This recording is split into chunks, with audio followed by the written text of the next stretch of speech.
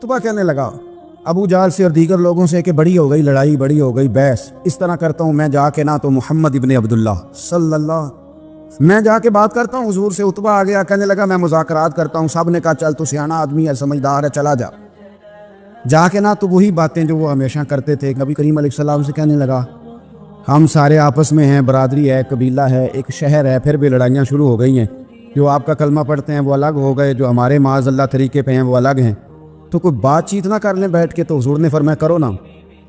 کہنے لگا اگر آپ سرداری چاہتے ہیں تو ہم دیتے ہیں، اور اگر آپ مال و دولت چاہتے ہیں تو معاذ اللہ ہم دیتے ہیں، جو آپ کہتے ہیں ہم کرتے ہیں۔ کسی طرح کا بھی آپ کا مطالبہ ہے تو ہم پورا کرنے کو تیار ہیں، تو آپ بتا دیں ہم وہ کر دیتے ہیں۔ وہ بڑی اس نے لمبی چوڑی تقریر کی، جتنی آفرے گنا سکتا تھا گنوائیں۔ کریم خاموش رہے۔ جب اس کی بات پوری ہو گئی تو حضور فرمانے لگے میں بھی کچھ بولوں؟ کہنے لگا بولنے۔ میرے نبی پاک نے قرآن پاک پڑھنا شروع کر دیا، چند آیتیں پڑھی، کھڑا تھا بیٹھ گیا، پھر اٹھ پڑا، کبھی ادھر جاتا ہے کبھی ادھر آتا ہے۔ حضور نے تلاوت ختم کی، کہا کوئی بات کرنی ہے؟ کہنے لگا نہیں مجھے اجازت دے دے۔ واپس گیا، جب گیا نا تو ابو جہل دور سے دیکھ کے کہنے لگا جو گیا تھا وہ تو عتبہ تھا، اور یہ جو آ رہا ہے یہ کوئی اور ہے، یہ کوئی اور ہے، یہ وہ نہیں ہے جو گیا تھا۔ واپس آیا تو کہا کیا طے ہوا؟ کہنے لگا یار طے کیا کرنا ہے، میں نے شاعر بھی دیکھے، کاہن بھی دیکھے، جادوگر بھی دیکھے، میں نے زمانہ گھوما ہے، پر جو قرآن وہ پڑھتے ہیں وہ بندے کا کلام نہیں، وہ رب کریم کا ہی کلام ہے، وہ اللہ کا کلام ہے۔ تم نہیں مقابلہ کر سکتے، تم بعد آ جاؤ، وہ تمہارے بس کی بات نہیں۔ تیرے آگے ہیں یوں دبے لچے فصحا عرب کے بڑے بڑے، کوئی جان منہ میں زبان نہیں بلکہ جسم میں جان نہیں، اور کروں تیرے نام پہ جان فدا، نہ بس ایک جان دو جہاں فدا، میرا دو جہاں سے بھی نہیں جی بھرا، میں کروں کیا کروڑوں جہاں نہیں۔ تو فیل بن عمر دوسی مکہ شریف آئے تجارت کے لیے، پہلے بھی آیا کرتے تھے، کہتے ہیں میں بہترین شاعر تھا، مکے آیا سامان بیچتا تھا، کچھ خرید کے لے جاتا تھا۔ ابو جہل مجھے کہنے لگا تو ہمارا دوست ہے، پرانا سجن ہے، تیرا آنا جانا ہے، اور تجھے یہاں اس شہر میں چونکہ تو ہمارا مہمان ہے تو ہر بات سے آگاہ کرنا ہمارا ذمہ داری ہے۔ یہاں ایک شخص ہے محمد ابن عبداللہ، محمد ابن عبداللہ صلی اللہ تعالی علیہ وسلم اعلان نبوت کرتے ہیں، اور معاذ اللہ شاعر ہیں، جادوگر ہیں، ان کی تو نے بات نہیں سننی۔ کہتا میں نے کہا مجھے کیا ضرورت ہے، میں نے چند ہفتے ٹھہرنا ہے، مال بیچنا ہے، کچھ خریدنا، چلے جانا ہے، مجھے کیا ضرورت ہے؟ کہا اچھا میں نہیں سنوں گا بات۔ کہتا مجھے نظر آئے کئی دفعہ حضور، اور جہاں حضور ہوتے تھے میں قریب ہی نہیں جاتا تھا۔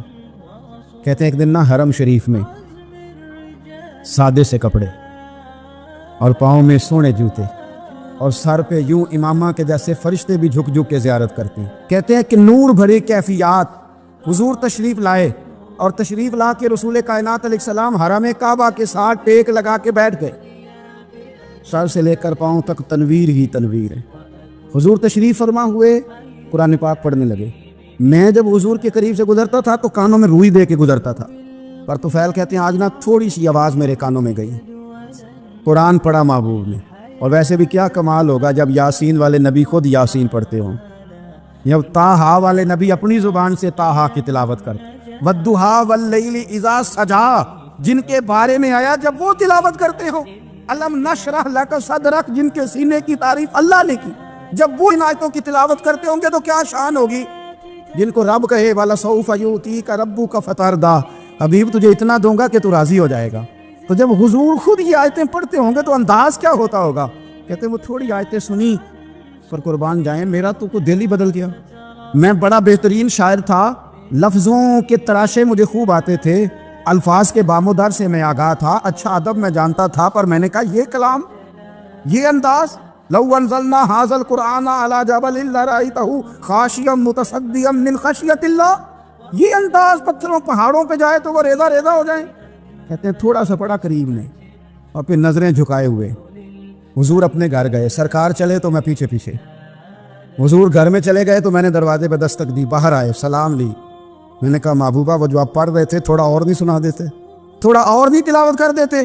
کہتے ہیں رسول پاک نے نا پھر قرآن پڑھنا شروع کیا، میں کبھی بیٹھتا تھا کبھی اٹھتا تھا، جب حضور نے تلاوت مکمل کی تو میں نے آگے بڑھ کے ید اللہ والا ہاتھ تھاما اور دست مبارک پکڑ کے کہا سونیا، یہ مجھے کہتے تھے نہ سننا، میں نے زمانہ دیکھا ہے، میں کوئی عام آدمی نہیں، میں سردار ہوں، میں نے دنیا دیکھی ہے، مجھے قسم ہے جو آپ کی زبان سے نکل رہا ہے وہ بشر کا کلام نہیں. آپ مجھے کلمہ پڑھائے, میں مسلمان ہونا چاہتا ہوں. بڑے بڑے کفل ٹوٹے. حضرت عمر بھی آئے تو آئے قرآن کی تاثیر کی برکت سے. حضرت صدیق اکبر نا اپنے گھر کے سین میں بیٹھ کے قرآن پاک پڑھتے تھے تو رویا کرتے تھے, روتے تھے. مکے کے کچھ سردار اکٹھے ہو کے نبی کریم کی بارگاہ میں گئے, کہنے لگے ایک تو صدیق اکبر کو منع کریں کہ قرآن اونچا نہ پڑھا کرے, اور اگر اونچا پڑھنا ہے تو پھر ان سے کہیں پڑھ کے رویا نہ کرے. حضور نے فرمایا اپنے گھر میں بیٹھ کے پڑھتا ہے, روتا ہے, تمہیں کیا ہے؟ یا رسول اللہ, یہ ابو بکر صدیق جب قرآن پاک کی تلاوت کر کے روتے ہیں نا تو ہماری بچیاں بھی رونے لگتی ہیں, ہماری عورتیں گھر کا کام کاج چھوڑ کے تو صدیق اکبر کے دروازے پہ کھڑی ہو کے روتی رہتی. حضور ان سے کہیں یہ قرآن سے جو شغف ہے ان کا, کہاں گئے مسلمان جو قرآن پڑھنے والے تھے, کدھر گئے؟ سارا کچھ ہی ہمارا موبائل لے گیا. میں کس طرح یہ بات بیان کروں کہ کچھ لوگوں نے رمضان میں بھی قرآن پاک ایک بھی ختم نہیں کیا, رمضان شریف میں بھی ایک قرآن پاک کی توفیق نہیں, لے گیا سارا کچھ ہماری خوش گپیاں. کمال ہو گئی, ہم نے سوچا ہی نہیں, فکر ہی نہیں کی. سنگیو واپس آؤ, قرآن پاک سے پیار کرو, قرآن پاک سے محبت کرو, قرآن کی تعلیم حاصل کرو. لوگ کہتے ہیں میں بوڑھا ہو گیا ہوں, زبان موٹی ہو گئی ہے, قرآن کیسے سیکھوں؟ 38.5 سال کی عمر میں کلمہ پڑھا حضرت صدیق اکبر نے. کچھ صحابہ ان سے بھی عمر میں زیادہ تھے, تو بڑی عمر میں دین سیکھا کہ چھوٹی عمر میں سیکھا؟ ہمیں کیا ہو گیا ہے؟ قرآن پاک کی طرف توجہ کرو. میرے نبی پاک علیہ السلام نے فرمایا اس قرآن کی برکت سے اللہ قوموں کو عروج عطا کرے گا, اس کی برکت سے ہی قوموں کو زوال ہوگا. حضرت عائشہ صدیقہ کہتی ہیں حضور رات کو نماز کی نیت باندھتے تھے تو ایک ہی آیت پڑھتے تھے ساری رات, ایک ہی آیت پڑھتے رہتے تھے, روتے رہتے تھے. اور جب حضور روتے تھے تو جس طرح ہنڈیا ابلے تو آواز آتی ہے, اس طرح حضور کے سینے سے آواز آتی تھی. جبیر بن مطعم کہتے ہیں میں بدر کے قیدیوں کے بارے میں بات کرنے آیا حضور سے, نبی پاک مغرب کی جماعت کرا رہے تھے. جب میں مدینے پہنچا تو مسجد نبوی کے باہر کھڑے ہو کے میں نے حضور کی تلاوت سنی. فرماتے بس میں تو بات کرنے آیا تھا نا, تو وہ آیتیں سنی تو مجھے یوں لگا مجھ پہ بجلیاں گر رہی. کون ہے جو میرے دل کے کفر اور کفل دھو رہا ہے؟ بس قرآن سنتا گیا اور رب مجھے ایمان کی توفیق عطا فرماتا گیا. میں نے کلمہ پڑھ لیا, مسلمان. قرآن ہی ہمارے ہر مسئلے کا حل ہے. میں کیا کروں؟ قرآن پڑھتے ہیں ہمارے ہاں, پر قبروں پہ پڑھا جاتا ہے, پر ختموں پہ. کیا قرآن پاک کا یہ حق نہیں تھا کہ وہ شادی والے دن بھی پڑھا جاتا؟ کیا قرآن پاک کا یہ حق نہیں تھا کہ وہ اسمبلی میں بھی پڑھا جاتا؟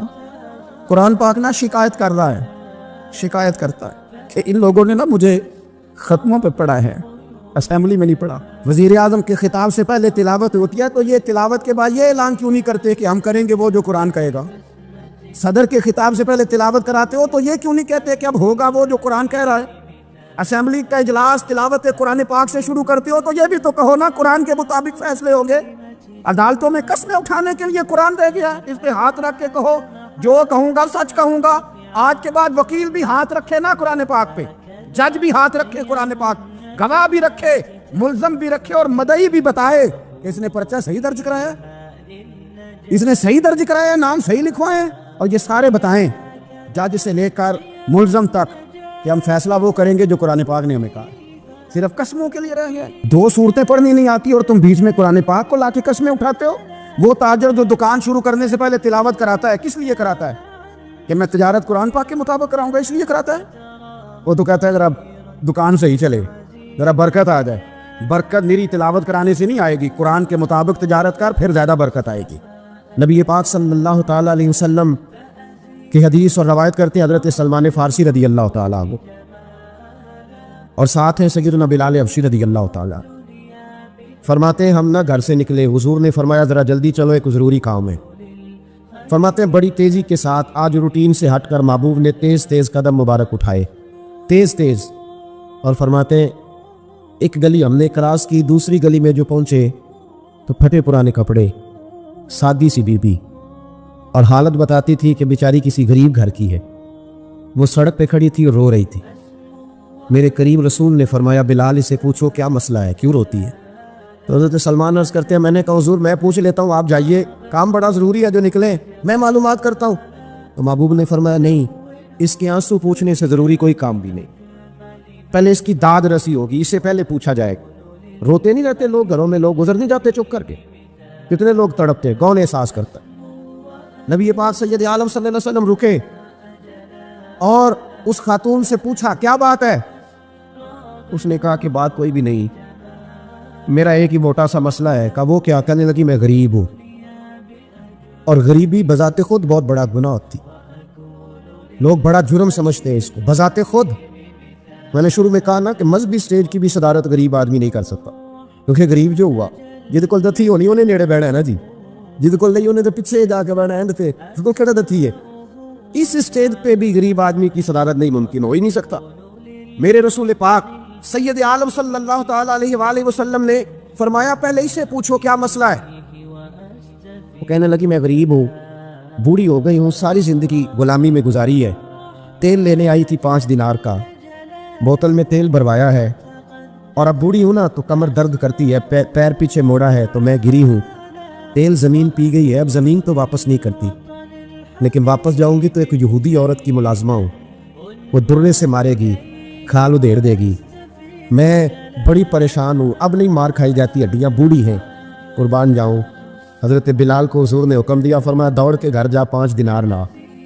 فرماتے 5 دینار لائے، تیل خرید کے دیا، وہ پھر رونے لگی۔ فرمایا آپ کیوں روتی ہے؟ اس نے کہا بتایا نا غریب ہوں، غریب کا جرم کوئی نہیں ہوتا، لیکن پیس دیا جاتا ہے، پھر بھی مار تو اب بھی پڑے گی، اب کیوں پڑے گی؟ تو عرض کرنے لگی محبوبہ مار اس لیے پڑے گی کہ دیر سے کیوں آئی ہے۔ تو میرے کریم رسول اور وہ بی بی حضور ابھی آئے ہیں مدینہ طیبہ، امام یوسف صالحی فرماتے ابھی آئے تھے حضور، سبل الہدی والرشاد کے مصنف کہتے ابھی آئے تھے نبی پاک، وہ جانتی بھی نہیں تھی۔ تو سید عالم صلی اللہ تعالی علیہ وسلم نے فرمایا اچھا مار پڑے گی؟ کہا ہاں۔ او بھائی کونسلر جو کل آپ کو کہہ رہا تھا نا میں آپ کا خادم ہوں، کونسلر بے گناہ، بلکہ ہمارے ایس ایچ او صاحب اگر چودھری پہ پرچہ آ جائے تو اس کو ٹیلی فون کر کے پوچھتے ہیں صاحب جی تواڈے خلاف درخواست آئی ہے، وہ کی کرنا ہے؟ تو غریب آدمی بیچارہ، اس کی غلطی یہ تھی کہ وہ غریب تھا تو اس نے ریڑھی لگا لی چوک میں، اس کو دبوچ کے لے گئے، تینوں پتہ نہیں اتنے نہیں کھلوئی دا، اس کے پاس کل انویسٹمنٹ ہی 5000 تھی، سارا لے گئے۔ پھر وہ کونسلر صاحب کے پاس چلا گیا، سر میرے نال چلے آ دے ذرا میں تھانے جانا ہے، انہوں نے کہا گڈی کرائی آ، پیسے ہیں نہیں ایویں تھانے جائیدا ہے۔ اب وہ گاڑی لایا، پتہ نہیں کہاں سے لایا ہے، تھانے پہنچا ہے، اور یہ ہے ہمارا حال کہ وہ ایس ایچ او بھی بیٹھا ہے کرسی پہ اور کونسلر بھی کرسی پہ بیٹھا ہے، اور وہ غریب پیروں میں بیٹھا ہے اور ہاتھ باندھ کے کہہ رہا میری ریڑھی دے چھڈو، میری 4 تھیاں نے تو میں شامی کھانا کھانا۔ کدھر گیا امت کا وہ ذوق؟ ساری زندگی نعتیں سننے والوں بتاؤ تو صحیح نعت نے تاثیر کیا دی ہے روح؟ اگر ابھی بھی گھاڑی غریب کے پاس کھڑی نہیں ہوتی تو پھر کیا اثر ہوا ساری زندگی نعت سننے کا؟ میرے مصطفیٰ کریم سید عالم صلی اللہ تعالی علیہ وسلم نے فرمایا اس خاتون سے یہاں کونسلر ساتھ نہیں جاتا، کہتا کر دیا ٹیلی فون، سویرے 9 بجے پہنچ جانا۔ اور کائنات کی سب سے معزز شخصیت حضرت سیدنا بلال حبشی رضی اللہ تعالیٰ عنہ فرماتے ہیں میرے نبی پاک نے فرمایا بی بی چل میں تیرے ساتھ چلتا ہوں، گویا اللہ کی ساری رحمتیں اس کے ساتھ ساتھ چلنے لگی، اور آگے آگے نہیں، ساری کتابیں پڑھ لو، وہ پھٹے پرانے کپڑوں والی بی بی آگے آگے اور اللہ کے کریم رسول پیچھے پیچھے، ساری گلیاں اس نے پھرائی، مدینے کی صحرا آ گیا، ایک دروازے پہ دستک دی، مالکن آئی، وہ بی بی بعد میں کہتی ہے میں بھی بڑی ڈاڈی تھی، طاقت ہی نہیں تھی میرے سامنے کو کھڑا ہو سکے، لیکن جب میں باہر نکلی تو میں نے نور کے حالے میں لپٹی ہوئی ایک عظیم ہستی کو دیکھا۔ فرماتے محبوب کے گورے چٹے رنگ کے اوپر کالی زلفیں اور محبوب پاک کی مقدس آنکھیں جب تک بات کرتے رہے نظریں زمین پہ جھکی رہی۔ شرم و حیا والے رسول نے بڑے میٹھے، بڑے دھیمے، بڑے خوبصورت لہجے میں کہا، بریلی کے امام فرماتے ہیں نیچی نظروں کی شرم و حیا پہ درود، بڑے دھیمے لہجے میں فرمایا تیری نوکرانی ہے تیری؟ عورت کہتی ہے میں تو حضور کے جلووں میں محب ہو گئی کہ سادگی میں اتنا حسن میں نے دیکھا ہی نہیں، تیری نوکرانی ہے؟ کہا ہاں۔ میرے محبوب نے فرمایا بیچاری کی غلطی کوئی نہیں، اسے مار دینا، اس سے تیل گر گیا تھا، نیا خریدتے دیر ہو گئی، رو رہی تھی تو میں سفارش کرنے آیا ہوں۔ وہ خاتون کہتی ہے کسی کی نہیں مانی تھی، پر محبوب کے جملوں میں تاثیر اتنی تھی ککھ سواد نہیں مشری اندر، اسا کھنڈا می چکھ ڈٹھیاں، انہاں ساریاں شہواں نالوں گلاں سجن دیاں مٹھیاں۔ فرماتے ہیں نبی پاک صلی اللہ تعالی علیہ وآلہ وسلم نے فرمایا کچھ نہ کہنا، کہنے لگی نہیں کہتی، میرا وعدہ رہا کچھ نہیں کہوں گی۔ اب میرے حبیب نے پھر نظر اٹھائی اور اس غریبنی کی طرف دیکھا اور فرمایا تو اگر کہے تو میں جاؤں، تو اگر کہے تو میں خود بھیک دے خود ہی کہے منگتے کا بھلا ہو، تو اگر کہے تو میں جاؤں۔ اس نے خراج پیش کیا تو چند آنسو گرائے، کہنے لگی محبوبہ جیسے بندہ نوازی۔ حضور نے رخ پھیرا، حضرت بلال کہتے میں پیچھے رہ گیا، میں پیچھے رہ گیا تو وہ دونوں بیویاں دوڑ کے میرے پاس آئی، کہنے لگی بتا تو صحیح ہے کون؟ یہ بتا تو صحیح کون تھے؟ تو حضرت بلال کہنے لگی تم نہیں جانتے؟ جناب بلال فرمانے لگے یہی تو ہیں جنہیں اللہ نے سچا رسول بنا کے بھیجا ہے۔ بیبیاں دوڑ کے آئی، کہنے لگی محبوبہ دروازے تک آئے ہو تو خالی تو نہ لوٹاؤ، مہربانی فرماؤ ہمیں بھی کلمہ پڑھا دو۔ ایک واقعہ سناتا ہوں خواجہ معین الدین اجمیری کا۔ عطائے رسول ہند الولی حضرت خواجہ معین الدین اجمیری رحمت اللہ تعالی علیہ، میرے حضرت صاحب فرمایا کرتے ہیں ہم کٹر قادری ہیں، پر ہم کھل کے یہ بات مانتے ہیں کہ ہندوستان کے بادشاہ کا نام معین الدین اجمیری ہے۔ یہ ببانگے دہل مانتے ہیں۔ بہرحال ہند الولی حضرت خواجہ ہے اجمیری ہے۔ خواجہ اجمیری جب نئے نئے آئے نا یہاں اجمیر شریف میں، آپ نے خیمہ لگایا تھا، کپڑے کا خیمہ لگا کے اس میں رہتے تھے۔ تو ایک نوجوان تھا وہ باہر رہتا تھا اجمیر سے، تو وہ آیا کچھ دنوں کے لیے، پڑھائی سے فارغ ہو کے، اجمیر کا رہنے والا تھا لیکن باہر رہتا تھا۔ جب یہاں آیا نا وہ عصر کے بعد وہ گزرتا خواجہ اجمیری کے خیمے کے سامنے سے، جھونپڑی کے سامنے سے، تو خواجہ صاحب عصر کے بعد بیٹھ کے رویا کرتے تھے۔ عاشق دا کام نہیں رونا تونا، بنا روئے نہیں منظوری، اے عاشق سدا ہی روندا رہندا پاویں وصل ہوئے تے پاواں دوری، رویا کرتے۔ تو نوجوان بڑا سادہ سا تھا، بچپن میں والد فوت ہو گئے، صرف ماں ہی ماں تھی۔ ایک دن اماں سے جا کے کہنے لگا یہ مسلمانوں کا سادھو روتا کیوں ہے؟ اماں کہنے لگی مجھے کیا پتا۔ بچہ کہتا میرے اندر تجسس بڑھ گیا کہ بابے سے پوچھوں تو صحیح کیوں روتا۔ 2 4 5 10 دفعہ میں گزرا، ایک دن بے چین ہو کے میں کمرے میں چلا گیا اجرے میں، تو میں نے کہا بابا کیوں روتے ہو؟ کہنے لگے مجھے اپنے شیخ کی یاد آتی، مجھے یاد آتی۔ تو وہ بچہ کہتا مجھے اس وقت تک پتہ نہیں تھا کہ محبت میں بھی رویا جاتا ہے، میں سمجھتا تھا رونا صرف دکھوں میں آتا ہے، شیخ کی یاد آتی۔ حضرت عائشہ صدیقہ رضی اللہ تعالیٰ عنہ فرماتی ہے جس دن نبی پاک صلی اللہ علیہ وسلم رات کے وقت ہمارے گھر آئے نا، اور حضور نے فرمایا ابو بکر چل تم نے میرے ساتھ مدینے جانا ہے، تو میں نے جناب صدیق اکبر کو روتے دیکھا، تب مجھے پتہ چلا کہ محبت میں بھی بڑا رونا آتا ہے، محبت میں بھی رویا جاتا ہے۔ فرماتے خواجہ اجمیر تو وہ نوجوان کہنے لگا بابا پیار میں بھی رویا جاتا ہے؟ کہا ہاں۔ کہنے لگا میں نے بھی رونا ہے۔ تو آپ فرمانے لگے 2 شرطیں ہیں کہ کلمہ پڑھ جا، دوسرا میرا مرید ہو جا، آ جائے گا رونا؟ کہتے بلوش ہی لگ گئی، کبھی آنسو دیکھے ہی نہیں تھے۔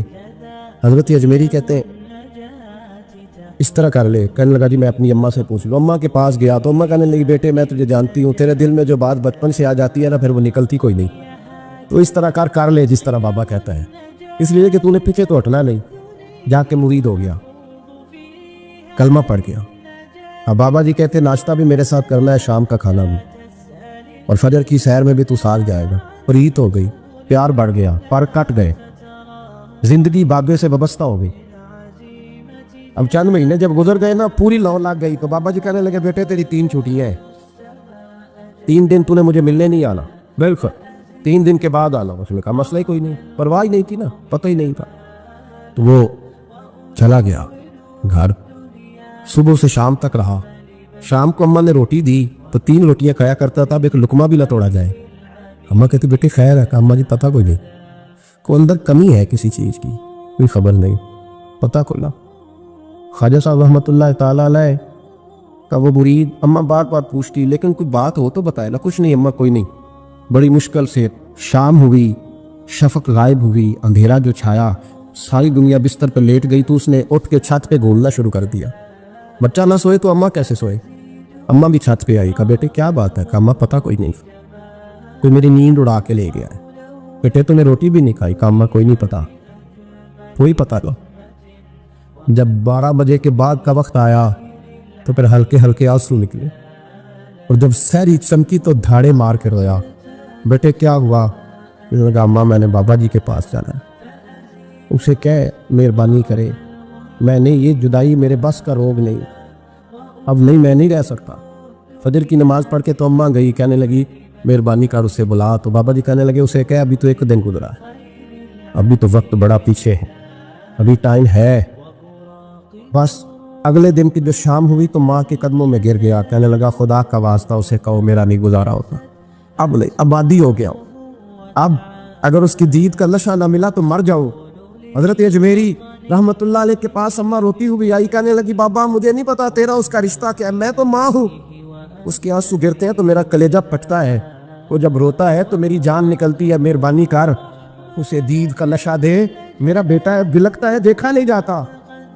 جب یہ لفظ کہے تو آپ فرمانے لگے ماں تو بحث کرنی کی ہو تو میرے رسول دیدار منع کر دیتے ہیں، تو ماں بن کے آئی ہے تو تجھے کیسے روک دوں؟ فرمایا جا اسے کہے آ جائے۔